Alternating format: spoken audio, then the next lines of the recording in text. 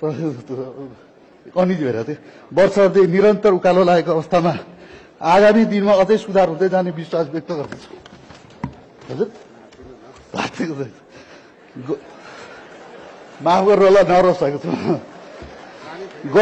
गएको वर्षमा प्राधिकरणको वित्तीय लगायत अन्य परिसूचकहरू ऐतिहासिक रूपमा उत्साहप्रद रहेका छन्।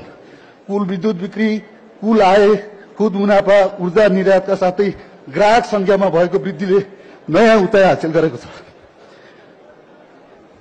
यस्तो उचाइ अन्तिम नभएको मनन गर्दै आगामी वर्षहरूमा समेत विद्युत प्राधिकरणको उत्पादन, प्रसारण र वितरण प्रणालीको गुणस्तर वृद्धि गर्दै ग्राहक वर्गमा सस्तो, सर्वसुलभ र भरपर्दो विद्युत आपूर्ति गर्न निरन्तर लागिरहने विश्वास दिलाउन चाहन्छु।